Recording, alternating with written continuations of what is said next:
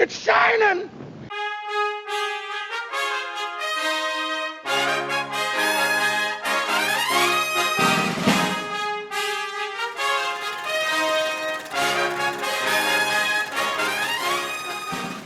Hello everyone, and welcome to the next episode of Real History. I am your host, History Professor Jared Frederick, and I'm so excited for this episode because I'm joined by one of my best friends, John Heiser. John and I have a long history. We worked together at Gettysburg National Military Park for a number of years. We're both World War II reenactors, and we both share an affinity for classic war films. 5 fans who are picking movies, dedicating them to somebody important in their life. Jared Frederick is here right now.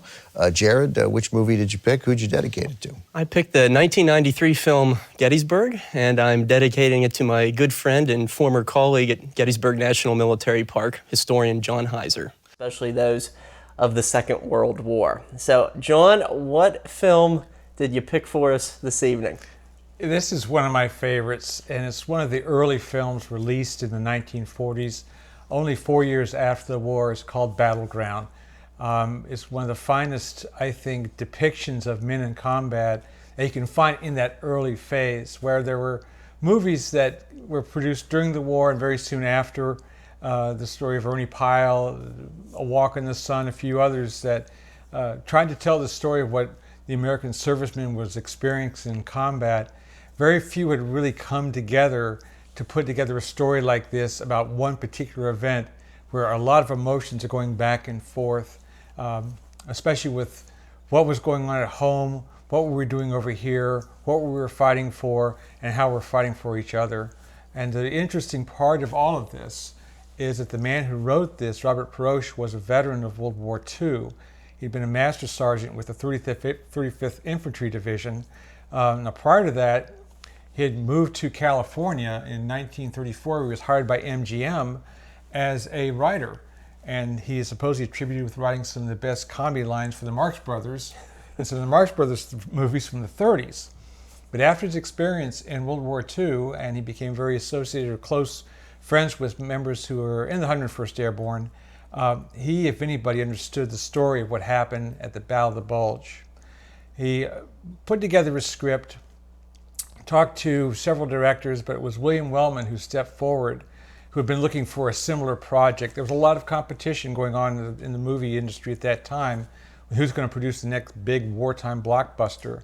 The Sands of Iwo Jima was being filmed at that time, right, and all these other movies. But it was Battleground, I think, that really told a story in a provocative way, and maybe opened people's eyes for the first time that there was doubt, there was heroism. Likewise, there was some cowardice by anybody and everybody in World War II, and it tells all those stories all wrapped into one. And not only are we going to have some, I think, pretty good commentary throughout our episode here, but John also has some really great personal anecdotes and some of his interactions with people who actually starred in this film, and we'll be hearing some of those stories throughout as well. So without further ado, let's go ahead and start Battleground.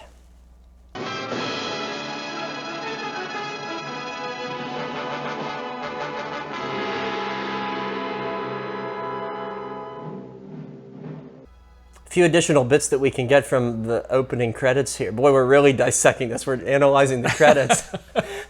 But it acknowledges that there are men from the actual 101st Airborne, veterans, who are in this film. Bill Wellman hired about 20 of them to serve as extras and technical advisors. One of the other technical advisors who gets a special credit in one of the bottom lines is Lieutenant Colonel Henry Kinnard.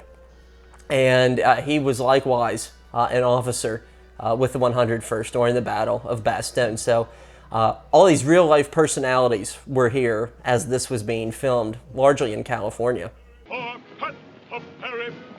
signed you up for the length of the war. I never had so good before. The best you'll get on a bivouac. The outdoor scenes were primarily filmed in Washington State at an Army base there. So a lot of the marching and drill you see here, some of these are professional soldiers. But they did teach the actors in a crash course of some of these maneuvers, which are very unusual, I think, for even regular marching at that time of the war. What was that number in Paris? 8-4, 42, 70.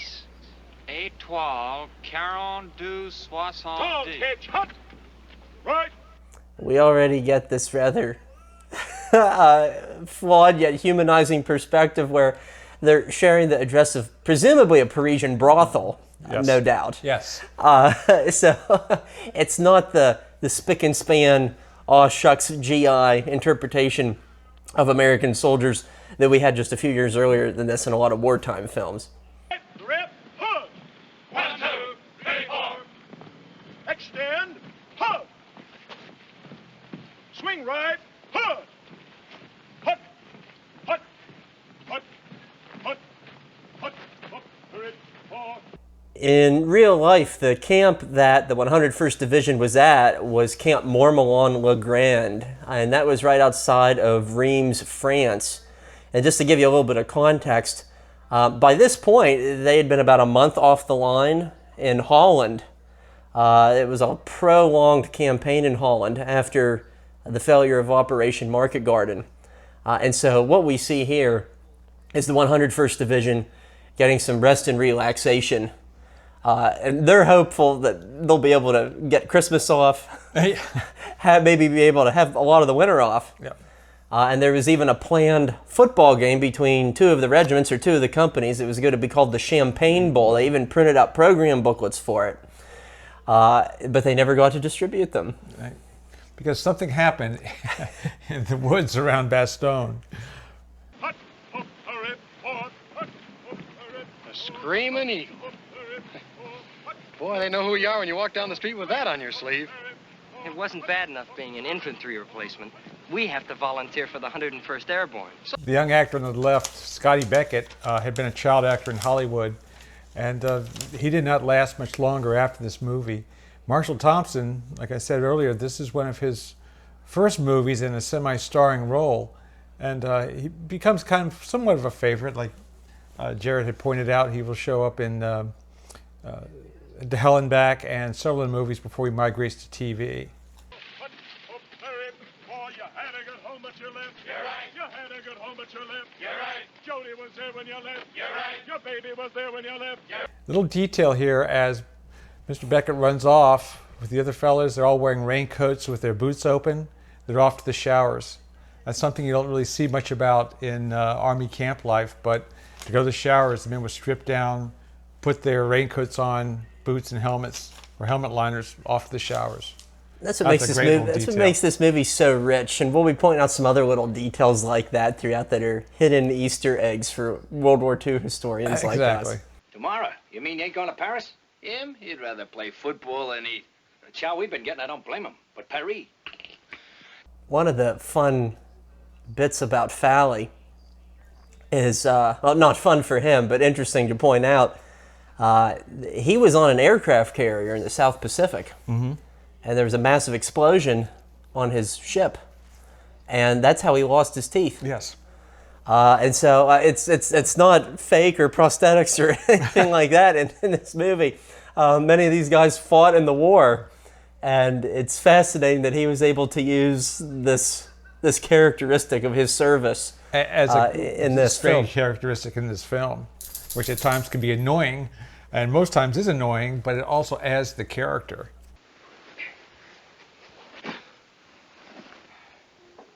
It's all right, kid. Go right ahead. Just brush me off when you're through. In this constant struggle that the replacement has to go through, it's so representative of what the not necessarily hazing, but indifference and degrees of sarcasm that replacements had to undergo. Because there wasn't outright hostility toward replacements, but there was this sense of burden. No one wanted to take care of them. Nobody wanted to get to know them. They weren't as valuable as the veterans in the company or the platoon or the squad, and that was the hardest thing, was to fit in as a replacement where you really didn't know anybody. they really didn't want to know you either. It would take time of them listening to you as a veteran and taking your advice for them to survive. But I think the character that Marshall Thompson plays, he will go through this for the first half of the movie until he finally is able to fit in somewhat of an awkward way.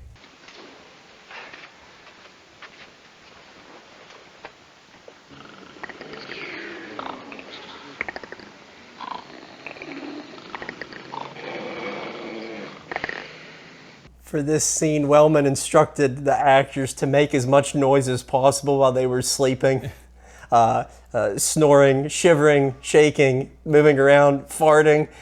These were the things that he told them to do. The typical Army life. Wear your long johns and 2 pairs of pants. 3 if you can get them on. But they told us yesterday we'd be off the line for good. They didn't get the order till after midnight.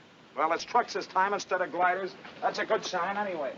I think one thing to understand too, you think of these guys are the 101st Airborne, well, they're all paratroopers, and that's not the case. In World War II, the 17th, 82nd, 101st Airborne Divisions were actually 2 regiments of paratroopers and 1 regiment of glider troops. You can only imagine the type of courage it took to go up in these canvas, aluminum-framed, plywood, motorless aircraft that could carry a little over, not quite half a ton of men of equipment, and then glide down onto the battlefield and hopefully not crash into a tree or a dike or a fence or a house. But these are members of a glider regiment, the 327th, which was in the 101st Airborne. That the new platoon leader? Yeah, fresh off the boat. I understand your problems, man. I used to be an enlisted man myself. For 6 months, maybe, and 17 weeks at OCS, and he's an officer and gentleman by special act of Congress. Sound off!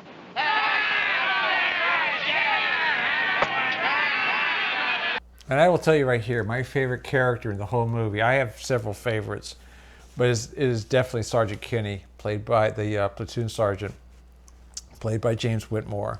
U.S. Marine Corps veteran, served in World War II. And many years afterwards, this is just a bit part for him, but many years afterwards, he'll be probably better known as the policeman who fought the giant ants in the movie Them, when science fiction movies were very popular in the 1950s.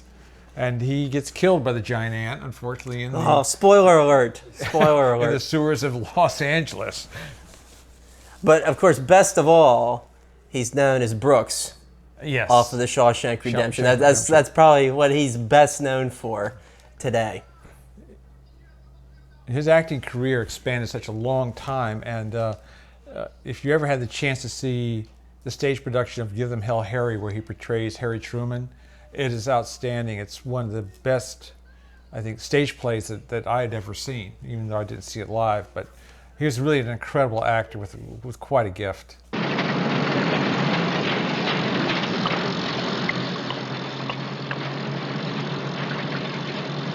The ride to Bastogne was a particularly bothersome one.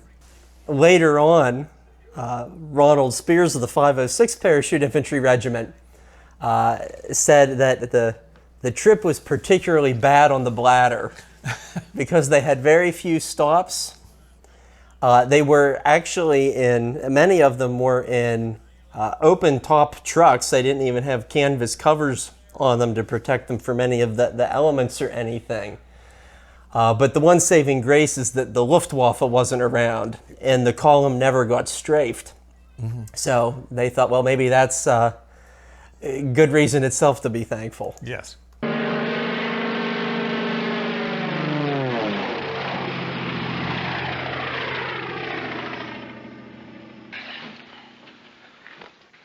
Welcome to the 101st Airborne Division. I like these secret moves. To what extent were propaganda leaflets like this actually distributed in such a fashion? By aircraft, by shells. The Germans really almost weekly. I know in the southern part of France that there was a period there where almost daily they received propaganda and pamphlets like this. And I did read that 101st going into Bastogne, that there were pamphlets that suddenly wound up flying here and there that did welcome the 101st Airborne to Belgium, not specifically to Bastogne. Oh, I forgot to tell you. Put those shoulder patches back on. I'll also point out, too, since I'm wearing my 4th Infantry Division t-shirt this evening, that 3 months before the 101st Airborne Division arrived in this town, the 4th Infantry Division, my grandfather's division, hence my sentimentality toward it, went through Bastogne. Yes. And they were really considered to be some of the first liberators. And there's photographs of them arriving in Bastogne, and bedbound Belgians being brought out into the street to greet them because they wanted to see for themselves the Americans arriving in the town. And so these folks had already seen the hard hand of war via German occupation, but man, it was about to get way worse. It was about to get a lot worse. What's he sell? Wait till he slows down. Yes, Kerr. I'll guarantee you she can sprechen sie Deutsch. It's interesting that they had said about ripping the patches off their uniforms that couldn't be easily identified and then put them right back on again. I remember a veteran I interviewed many years ago who served in the 5th Infantry Division, I believe it was, if I remember right. He remembered doing the same thing with his jacket and finally just ripped the patch off and never put it back on. He must have gone through about 3 or 4 times, I think. Finally said, that's enough. Le papa et la maman sont morts, tous les deux. Vous avez compris? Oui. She said she's not the mother of the 2 little girls. They're from a town near here. Bombed out. The actress playing Denise, or in real life her name was Denise Darcel, and I believe this was just her 1st or 2nd film role. She was essentially discovered via this movie and went on to a number of fairly prolific roles into the 1950s and 1960s. Yes.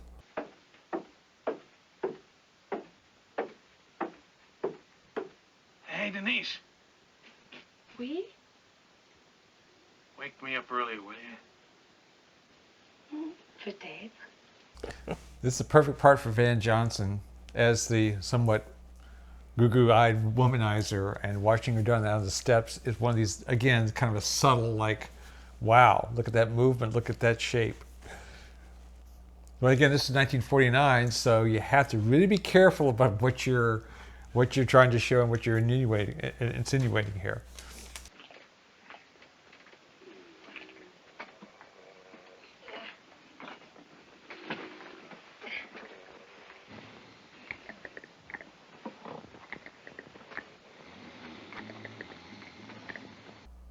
I never fail to get a laugh out of that. The character of Kip is, like you say, you either can't help but like him or you just want to punch him in the face. He plays that role so well. Tanks, planes, everything you ever heard of, and then some. Jerry Plane turned on a loudspeaker in English, said Hitler's going to give Paris to the Germans for a Christmas present. But they told us it was just a weak little counterattack. Yeah. They'll probably tell you that this is a strategic withdrawal. Presumably the GIs that we see here in their strategic withdrawal are men of the 28th Infantry Division in all likelihood. And the 28th Division, along with the 4th Division, they had been chewed up in the Hurtgen Forest in November 1944. And they had been moved to these kind of isolated regions of Belgium and Luxembourg to get a little bit of rest, and unfortunately they find themselves in the midst of this massive German counterattack that evolves into the Battle of the Bulge. And so I feel so bad for them, because just talk about getting put through the ringer twice within a month. And both being veteran divisions that they were and had been in that gristmill that was the Hurtgen Forest, they needed a respite by being sent up into an area that they thought was quiet. They sent other divisions up there to quiet, and most famous being the 106th Infantry Division, the Golden Lions. They want to have it being cut off, and 2/3 of it being surrendered. It was very bad miscalculation as a part of military intelligence concern.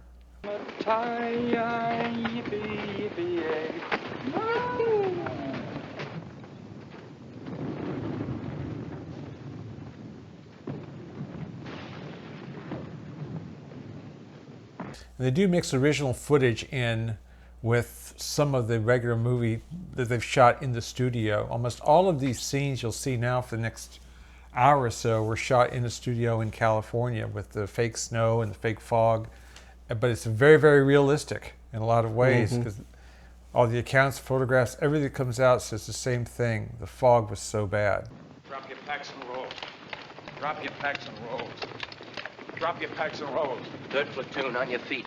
I agree with you completely. They just did a really good job creating a believable set piece in this. Even the lighting. And in so many of these older films, the lighting just looks really phony and really artificial. Yeah. You can tell that it's indoors. But just the ambience of all of this and the aura of it. It's fairly believable that you would think it's outdoors. And this film lays groundwork for Band of Brothers a half a century later, because almost all of those Bastogne scenes are likewise filmed in an indoor set, because Wellman originally wanted to film this in the woods of Oregon or Washington State, somewhere in the Pacific Northwest, but ultimately he couldn't control the weather. Exactly. Yeah. And so they decided to have complete control of the elements. The only downside of that was blistering hot, and they were wearing these wool overcoats here in this studio environment. But it looks good.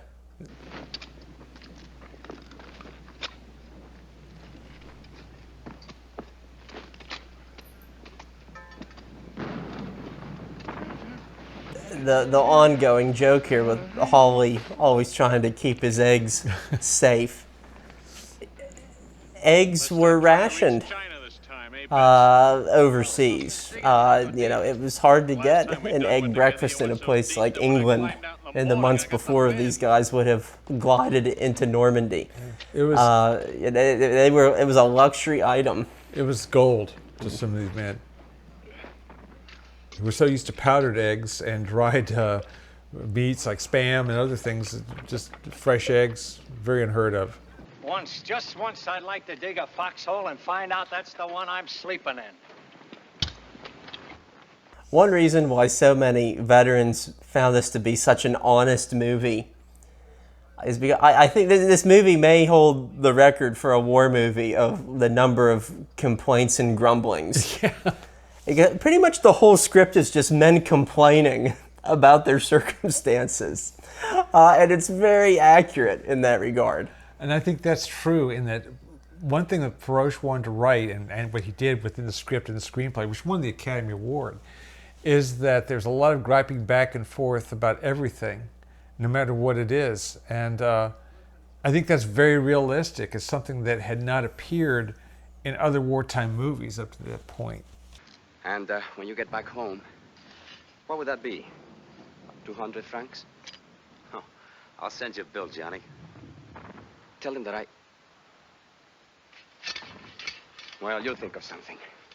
And while they're complaining, there is a certain camaraderie between individuals in this movie that really comes through. I don't know if that always came through so well in some of the other movies produced up to this time, but especially between Johnny and Pop, the tie those two have with each other is almost like a love affair. John Hodiak's character, even though he seems aloof, he's semi-college educated, he will actually tie in with others in that squad, that company, that only men in combat can understand that type of brotherhood, that type of understanding, that type of camaraderie. What is this, Charlie Company? No, sir, item. I Company. This must be the road to New Chateau. I think it is. You want to be sure of things, soldier. Neufchâteau was a number of miles down the road from Bastogne. And for a time, that had been the division headquarters before they moved onward.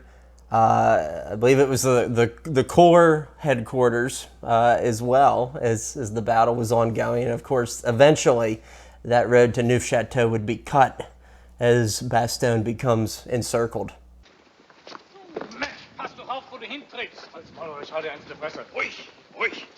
Don't let that happen again. Speak English. Yes, sir. There's some technical aspects of this movie, too. I noticed the M1 carbines have the bayonet lug on them. Well, they did not have the bayonet lugs on them in 1944-45.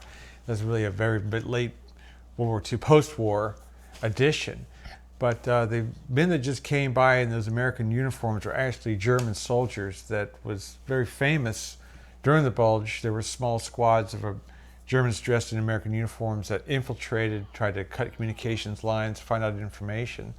But that story of where Holly sees the lieutenant bar on the overcoat of the man in the trench coat is based supposedly on a true story that one of these infiltrators was blind enough to leave all his insignia on.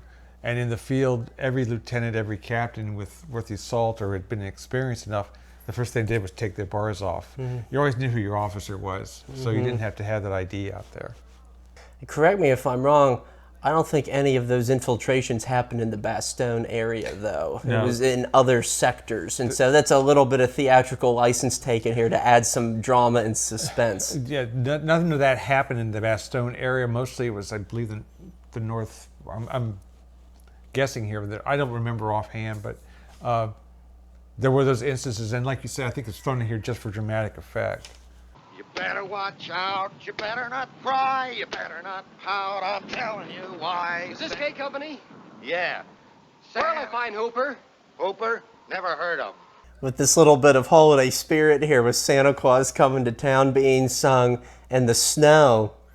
Here too, this is a really good production note, because 3 years earlier with the making of It's a Wonderful Life, how Hollywood snow was created had been reinvented. Before this, they used like bleached cornflakes or something like that, and it was really crunchy always. Yeah.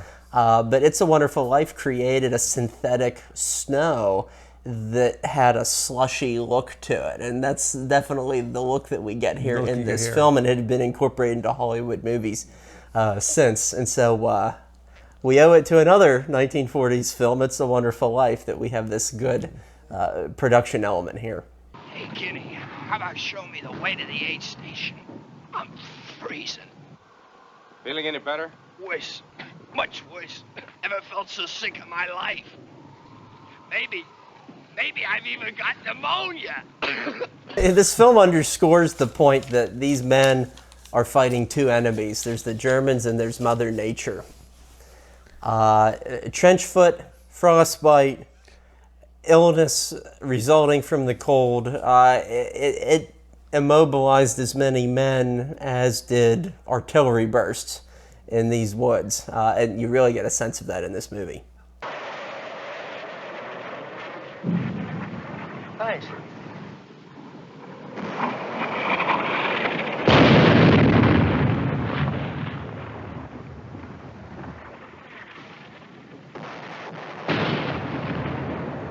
The non-smoker is suddenly accepting a cigarette. Whoa! Is, yeah, the camera blurs in and out. It's a great little artistic bit there. But we see it in the Pacific. We see it in other war films. And it's true to form that in the pressure of the combat zone, when someone offers you a cigarette, which they believed calmed you, it was a very natural thing to do. Yeah. And almost everybody smoked. Cigarettes were in rations. They gave out cartons of cigarettes. Cigarettes were good trade material for other things, but almost everybody smoked in the military.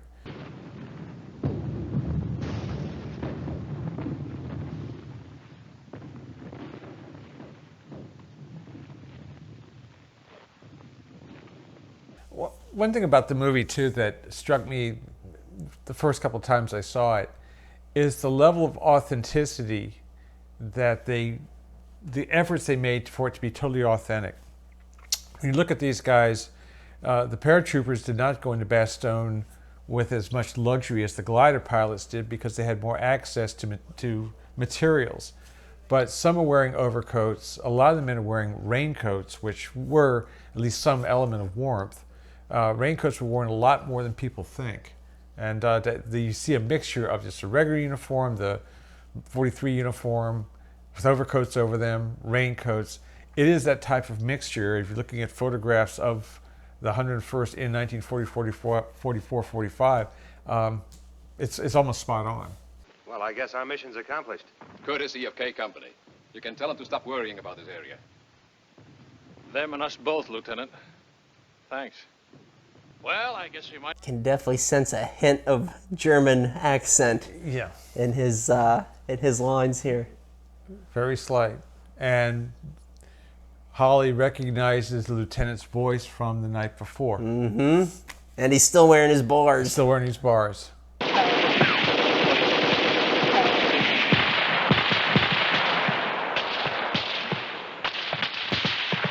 And you actually see guys reloading. Mm-hmm. Something that was often all too absent in war movies of this era. Come on! Come on! It's a great shot there through the broken glass. Through the windshield. Item 3 to item. Kraut tanks. By burning farmhouse. Concentration 1-7. 1-7. James Whitmore, who, like you said, had been in the Marines prior to this, based his appearance in this film off Bill Mauldin's Willie and Joe cartoons. Gruff, complaining, tobacco juice dripping from his lip. It likewise is very authentic. He's one of the great character actors of all time. He really is, and it's such a convincing role for him. This little scene he just had with the lieutenant, in that a lot of times the platoon sergeant knew more than what the lieutenant was about the situation and what could be done to call in artillery like that.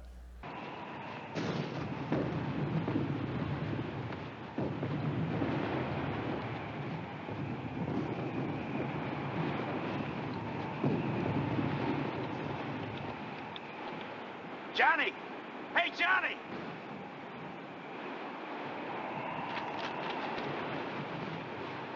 The historical record suggests that this winter storm that happened during the Ardennes offensive, it might have been one of the worst and one of the coldest in perhaps 50 or 60 years, perhaps even more.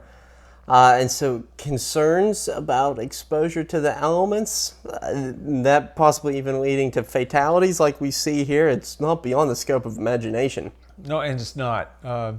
There are stories in which men nearly frozen to death, pulled out of the foxholes after a night or two out on the field. And again, we talk about inadequate clothing, while the Model 43 field coat and trousers and undergarments were warm, but in this type of environment where you're outside 24 hours a day, 7 days a week, extended, it's never warm enough.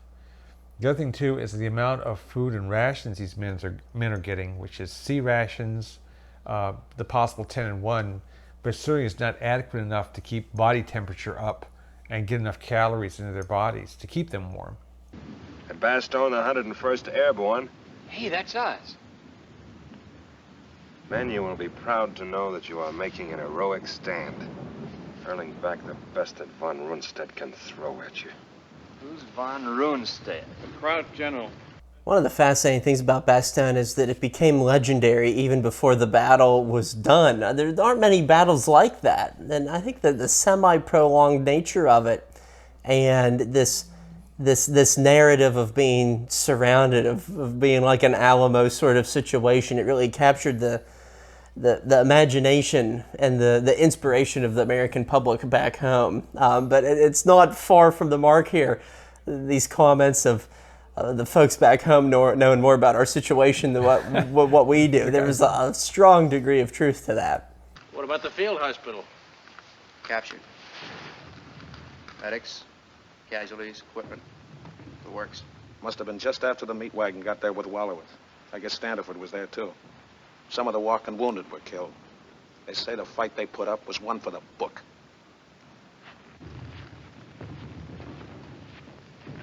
Presumably the fight, the fight that was one for the books here, presumably the fight in and around the 326 Medical Battalion, which was overrun. Much of the division's medical supplies are captured, and you had walking wounded putting up this really fierce resistance, trying to protect the wounded and the doctors and the supplies and whatnot. And so that's a very iconic episode within another iconic moment. They them poor devils in the foot-slogging infantry. Nothing but walk, walk, walk. The airborne, that's the life. It's great up here in these gliders, drifting along over the clouds. The complaint about marching everywhere was one that was very much expressed by men in the division, because I think some, despite the confidence of their heroic stand at Bastogne, I think some of the officers in particular felt like they and their men were fish out of water, because they were intended to be shock troops, dropped in by parachute or glider, batter the way, clear the way for other troops, and then they would be taken off the line. Here, they are being used as standard line infantry, and I think a lot of them felt like their talents and their skills and their elite training were being wasted, they're being squandered. We're not being put to the best use. I think that does show through in some of the dialogue. And that's an excellent point, because the 101st Division was that specialized type of division. You dropped in, did your job, and after a couple of days in combat, you got out. Instead, they are being moved from spot to spot like infantry. That's an excellent point. The CO says you're digging at that railroad embankment. The rest of the company's moving back 500 yards. Right. 3rd platoon. Whenever there's a dirty detail. Let's go, men. On your feet. I think that's a great little scene there with the lieutenant. Like, he was so prim and proper. Now, after a couple days in combat, he said, oh, okay, I know how it goes. And much like Leighton, the movie shows what it takes for newbies to be absorbed into the unit. Because once you start living in the same conditions, and even if you don't want to get to know them, you get to know them anyway. Mm-hmm. And you break the ice, and eventually everybody is speaking the same lingo, and there's a degree of empathy with all. Exactly.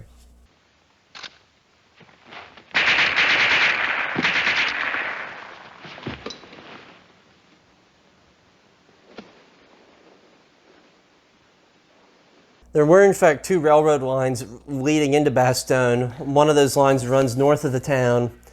And true to form, and I think we see a fictionalized version.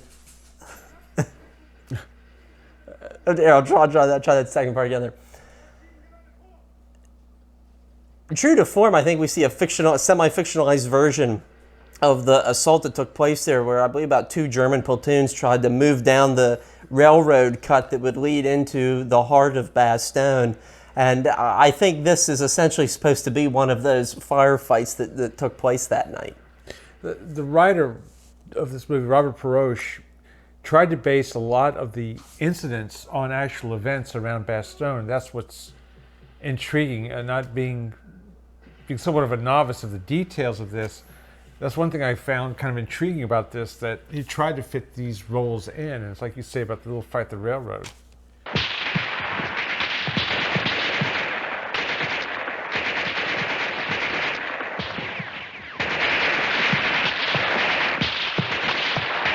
I think it's a great shot right here, the pan. You see them shooting, but what are they shooting at? Mm-hmm. You don't see the enemy. Mm-hmm. Again, this comes somewhat to the subtleness, I think, that Wellman does in this film, is you never see the enemy until the very, very end. Mm-hmm. And it's the chaos unfolding here in the woods that ultimately compels Hawley to break for a moment. Yes. His desire to run away here is shown, until the rookie comes and inadvertently saves him. Holly! I'm with you, Holly. Come on. This whole sequence is just so well done in my mind, because so many of these firefights, it was just 2 men in opposing foxholes shooting at each other, and they could often hinge on the actions of 1 or 2 people, perhaps 1 or 2 people like Hawley and Leighton, who decide to go on this impromptu flanking mission, yes, to try to comprise the enemy a little bit, and how that can domino into other men following in their footsteps. And it shows how little squad-level fights like this could play out in domino sort of fashion.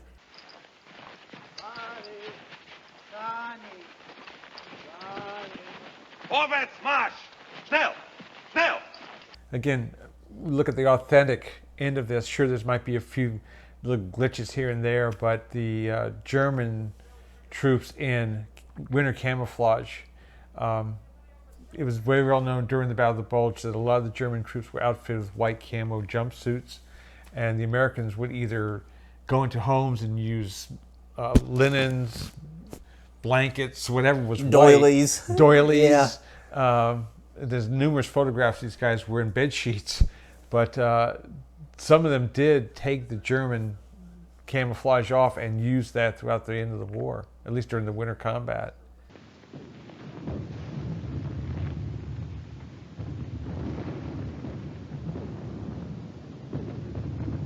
I think one of the truest parts of the film, and it always gets me, it always chokes me up a little bit, is when Jarvis walks back to his foxhole and he sees Abner laying there and he bites his lip for a moment. And he has this one wince of a moment where he wants to cry, but he holds it back. And it's such a true and evocative moment in the film.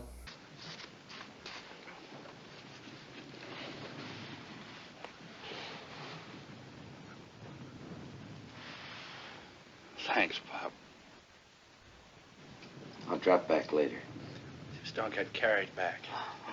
So many of the buildings in Bastogne had been converted into these makeshift field hospitals, and one of the most notable among them was the church in Bastogne, which was just completely overflowing with wounded men.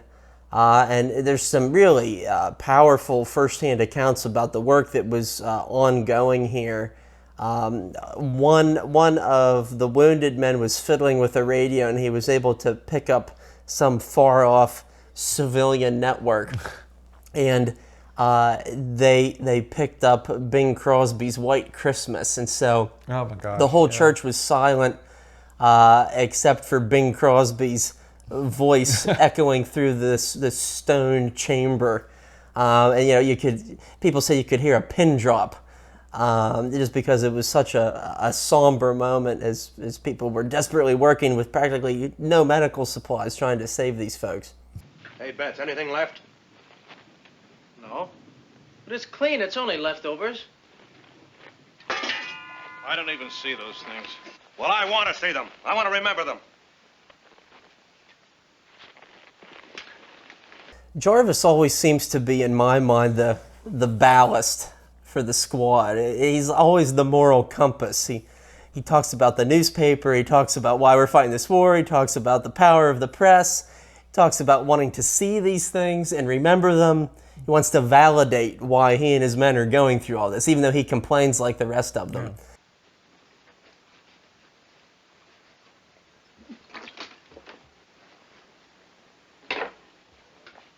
Another little subtle scene, he's worried that she's going to cut her chest. Cut her chest with a knife. She knows what she's doing. Yeah, she does. She knows. She's no dummy. Well, this is Antwerp up here. To the north and east are the British and the Canadians. Down here at Belfort, over 300 miles away, is the French First Army. And the Americans are stretched out all the way in between. If the supply line to Antwerp is cut, at least 20 Allied divisions will be strictly out on a limb. Where's Bastogne? Yeah. And this very subtle hint of the broader strategic picture is, I think, important for audiences because it shows the weight of the situation in which these individuals find themselves. And sure enough, the aim of the Ardennes offensive was to push the Allies back to the sea, to the port of Antwerp, and try to reverse a lot of the gains that had been made in the previous 6 months since D-Day. Mm-hmm. It just goes to show you don't need any generals in some headquarters to be explaining the situation. Just leave it to Jarvis because he knows what's going on. He can figure it out. We have given you 2 hours to consider before raining destruction upon you. We do not understand General McAuliffe's answer. I'd be glad to repeat it. The answer is nuts. Is that a negative or an affirmative reply? Nuts is strictly negative. Negativ. Da werden viele Amerikaner dran glauben müssen. The lines in this exchange are taken almost verbatim from the historical record. And I quote some of this conversation in my book, Hang Tough, about some of paratrooper Dick Winter's experiences. And I'll share with you a little bit just how closely it mirrors what we've seen here. Is that reply negative or affirmative? The one German officer inquired. The reply is decidedly not affirmative, explained Colonel Joseph Harper, who presumably is the colonel who we see here. We think it is in this scene. Yeah. The colonel, and this is where it gets a little bit racy, that it couldn't be included in a 1949 film. The colonel added an exclamation point to his clarification as the enemy departed. If you don't know what nuts means in plain English, it's the same as go to hell. And I will tell you something else. If you continue to attack, we will kill every goddamn German who tries to break into this city. And so the film got the first part of that largely correct, but there was no way that they could include that second part in that sort of language in 1949. It's okay to show people killing each other, but oh boy, if you use a certain word or two, that's too much. Anybody here from Ohio? Buckeye Lake, sir. Cincinnati, sir. Naval Heights, sir. Tippecanoe City, sir.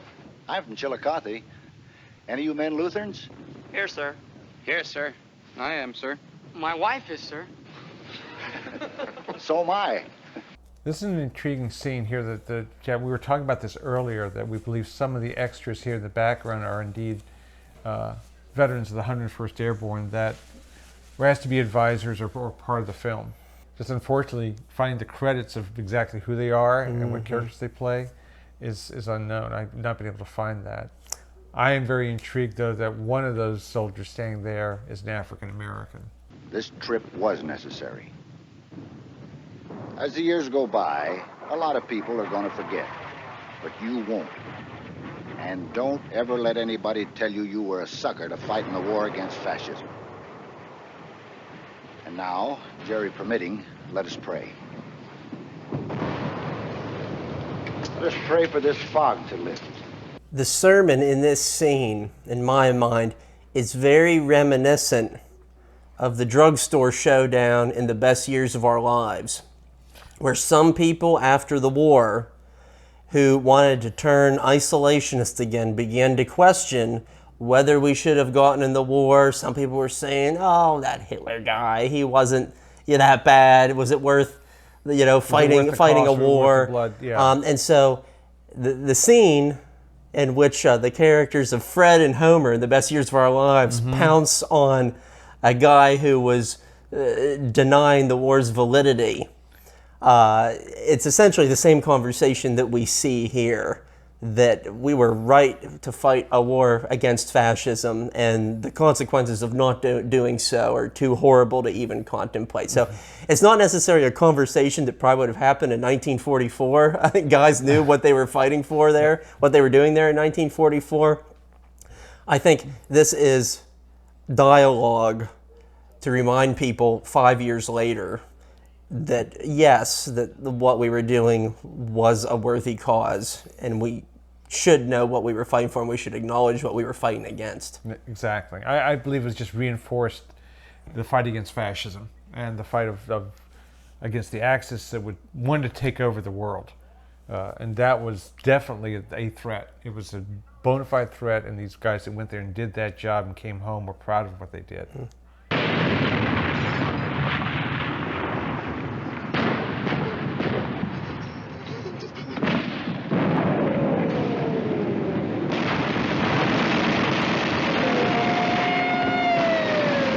I think one thing to remember, too, is Bastogne was not a small town in 1944. It was a pretty substantial city, being the crossroads that it was with I think there was something like 50,000 people or something. 50,000 residents at the time, and a lot of them remained behind in their shelters and their cellars, and many of them did exactly what this lady portrayed, treated the wounded, the American and some of the captured German wounded.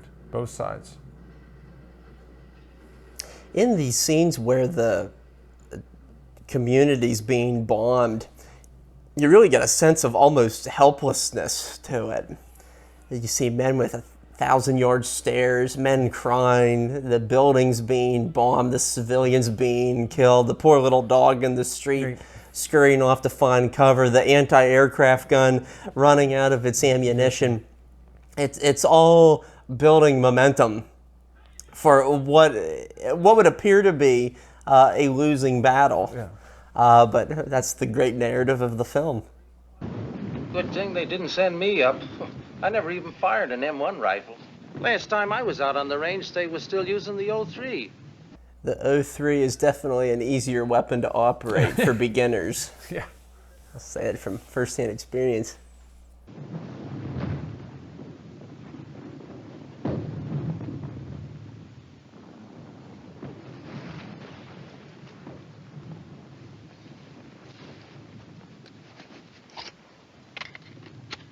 That grenade's not going to work too well for jars because it's hollowed out and it's inert. It's been demilitarized, so oops. Oops.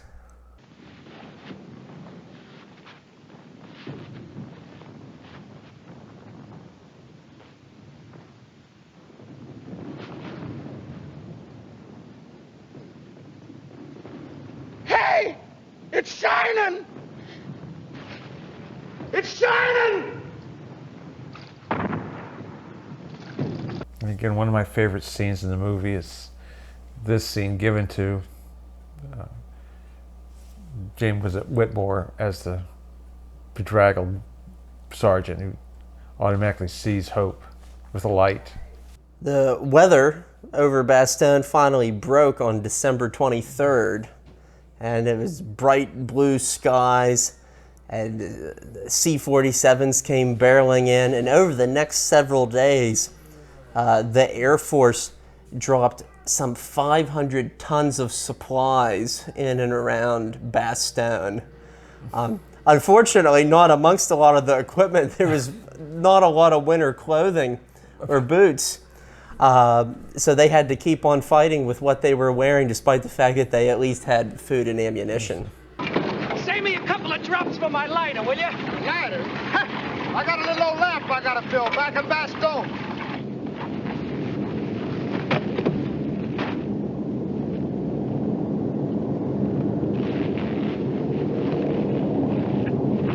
So I like Spam. I had some today, actually. But if you eat it every day, and if you eat it cold out of a can, without any opportunity to warm it or mix it with potatoes or anything else delicious that you can mix it with, it gets old. And there's a Willie and Joe cartoon to that extent as well. So another nice little subtlety that perhaps only a World War II veteran would understand. And I can vouch for my father said that in the Army he got so sick of Spam and peanut butter that he would never eat it again, and he didn't for the rest of his life. Wow. Would never touch either one of those. Third platoon. On your feet. Fall in. Oh, no. About face.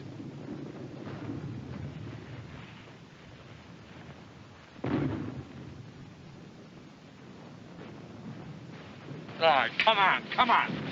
What do you want these guys to think you are, a bunch of whacks? Hut, hurry. Oh, you had a good home, but you left. You're right. You had a good home, but you left. You're right. Jody was there when you left. You're right. Your baby was there when you left. You're right. Sound off.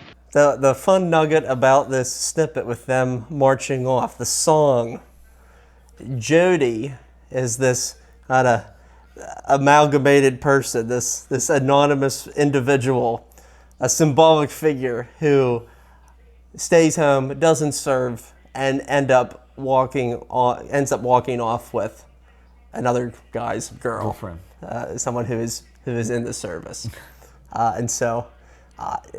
Bickering and complaining to the very end here at the film in a very accurate form.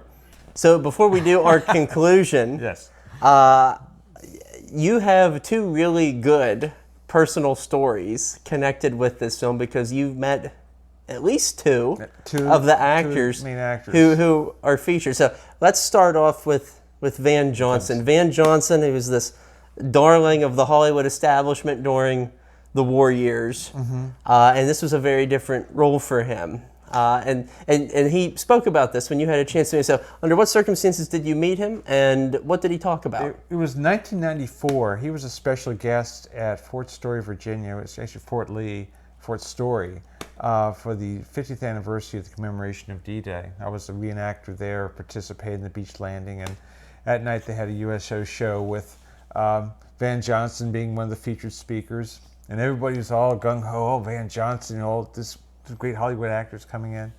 And by this time he has been aged and somewhat more of a caricature, I think, than what we all expected. But he got up on stage, began to speak, and talked about his roles in Hollywood and with glamorous movie stars, Dorothy Lamour and all these others, all these romantic scenes he's been in. And somebody down front shouted, "What about Battleground?" And he totally ignored it. And the couple of us were just shocked by that, because maybe he never thought that that was one of his better works. I'm not a Van Johnson aficionado, but I always thought he played a very good role in this movie and did a great job with it. But evidently, it just in his mind or in his regimen of things, didn't really register that way. And unfortunately, it's not that I think bad of him or anything, but unfortunately, we were at a commemoration of one of the most momentous moments in history in World War II, D-Day, June 6, 1944, in our case, 1994. And he just kind of missed the mark on that one. Oh, it was yeah. a shame. It was a shame. And, you know, and unfortunately for him, he had to live a closeted life because he was a gay man in Hollywood, and he had to play it straight or his career would be ruined. Or his career would be ruined. And his career was almost ruined at the outset of World War II because he was in a horrific automobile accident, flew through the windshield of his car, and it left a massive scar on his forehead. And in most of his films, he had makeup cover that up. But not in this film. Not in this film, which is intriguing to me in that you can actually see the scar. In some scenes, it's very pronounced. In others, it's not. But his career was... It's kind of intriguing the way he, in the many roles he did, though he's well known for the romantic roles and the dance, song and dance type of stuff. He's a much more intricate person, I think, than people give him credit for. Fascinating actor from classic Hollywood. Yeah. I just always thought it was so interesting that he was cast in a lead role for this movie, a war movie by Wellman and Perosha, that they all agreed that he was the perfect role for this because he was somewhat of the comedic relief in some ways, but he was also could be a very serious part of it that was just kind of drag you in. So did you identify more with the character of Holly or with somebody else? And personally, the character that attracted me is James Whitmore as Sergeant Kinney, as you well know. And that leads us to our second encounter with an actor of this film. At my place of employment, Gettysburg, many years ago, I was told that Mr. James Whitmore was going to come to visit the park that day with his wife and an agent and some other tour guide. Didn't want to be bothered. By this time, he is basically retired from the stage and screen. He's doing bit parts. He had just finished some other movies, but be that as it may, he's more or less a TV spokesman now for plant food and gardening, which he enjoyed greatly. But I just swore I had to meet him, and I just didn't want to bother him. I'm not the type of person to go out and bother famous people. But to me, he was just something about him. I had to at least say hello. So I was told the next day, I was in my office working away, and somebody called up from downstairs, "Hey, James Whitmore's in the building." So I grabbed my copy of Battleground, and I ran downstairs on VHS. And I went up to him, and he's standing there with his wife. They're walking around, and I said, "Mr. Whitmore, I don't mean to intrude on you. My name is John Heiser. I work here at Gettysburg National Military Park. I'm a big admirer of your acting, your abilities, and your skills throughout your career. But one role you've done was as Sergeant Kinney in Battleground." And he looked up at me, and he said, "I only had about 5 lines in that movie." I said, "But your character made that movie realistic. More than you think." I said, "My dad was a veteran. I've studied World War II history as well as Civil War, everything else for years and years and years. And I have just one small request. Would you sign movie for me. And he looked at me and looked at that and says, that was a small role for me. And I wanted to say, but you're right there on the top. You're on the cover. You're on the cover. There you are. Life magazine, when they were doing the features on World War II movies, they didn't put Van Johnson in it. They put you in there. But he did sign my copy of Battleground, which I really, he just autographed his name. And I treasure this. I don't keep it in a safe or anything, but I always think I was so fortunate to meet him. And his lovely wife looked up at me and says, that was so nice of you to ask. It's a great story. It's one of the best that we've ever had here on Real History. And I was so thrilled to meet him. An actor I greatly admired. So. Yep. I didn't ask about what it was like being crushed by a giant ant and them. I think I should have. But I think of all the roles he's did, stage and screen, his portrayal of Harry Truman, nobody could do that. But here, as a young actor, right after World War II, trying to make his way through countless movies and the morass that was Hollywood, his honest portrayal of a platoon sergeant in Battleground is one of the best I think you could ever see. I agree. Couldn't said it better myself. So in my quick change mode, what I've decided to do is put on one of my favorite T-shirts given to me by one of my favorite college professors. It is indeed the face of Sergeant Kinney with his most famous line. It's shining, it's shining. And this shirt is available on our Real History Teespring store, so you too can wear the class act that is James Whitmore as Sergeant Kinney. In Battleground, 1949, directed by William Wellman and written by Robert Peroche. I still think to this day, with the plethora of movies that have come out about World War II, and there's some that are outstanding, Band of Brothers, Saving Private Ryan, so many that we can point fingers at and say these are credible movies.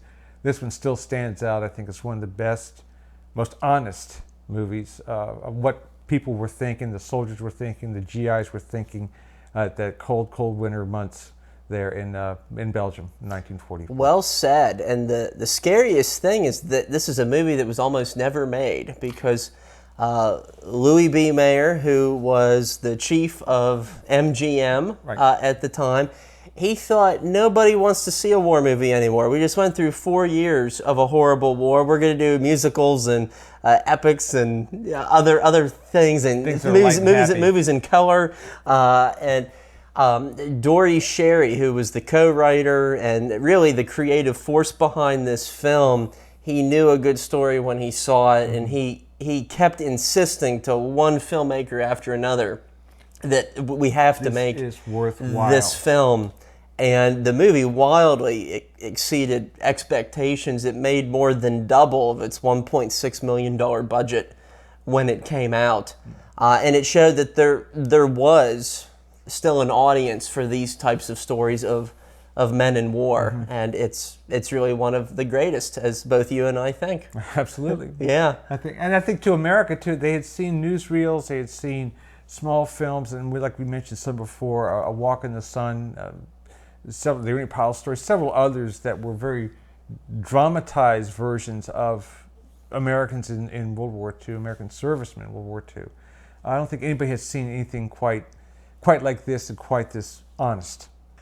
One book that I would definitely recommend, and we've looked at many different interpretations of the Battle of the Bulge on this channel, but to get a good glimpse of this film and the man who made it, you want to check out the book Wild Bill Wellman, written by his son. And if you've never heard of Wild Bill Wellman, he's a filmmaker that you at least need to Google and examine the life at. He's really one of these iconic filmmakers of the 20th century, and it's such versatility and diversity in the subject matter of his films, and we got some really great insight on Battleground by taking a look at this book.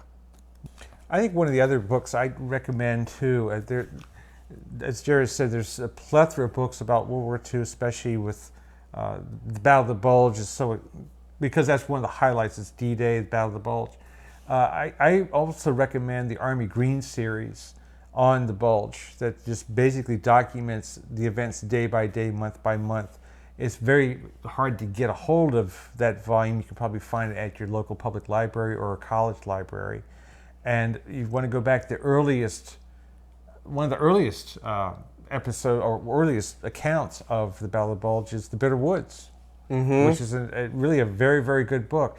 It doesn't fulfill a lot of the personal accounts that we can appreciate today, but it certainly does lay the groundwork for what comes later. Good suggestion. And there's always, as always, Jared's books. Oh, well, now that you mention it. I have to mention it. Yes, I just happen to have it's two funny books. They're sitting there. Yes. You know? Well, I actually referenced these on a number of occasions as we were taking a look at this book. I'm glad I wrote these books because I need to remind myself of the content sometime inside. So, Fierce Valor, Hang Tough. I've mentioned them before. I may sound like a broken record on this, but hey, if you're interested in the story, why not? They make good gifts. They make great if gifts. Nothing else. They are, having finished both of them, they're excellent reading about some very, very controversial, but also characters that you can actually love and admire a lot. The best of that greatest generation. All right, we're going to give him a bigger cut now, if you're saying that. Another shirt, maybe. There you go. Cheers. A deal. There you go. Thank you so much for joining us on this episode of Real History as we analyze Battleground. And thank you so much to my good friend, John Heiser, who share a passion for this film in particular. What do you think is the best or your favorite World War II movie? We want to hear about it. We want to hear your suggestions. So down in the comments section below, please express your views, voices, and opinions and suggestions. We really appreciate you tuning in. We'll see you next time on Real History.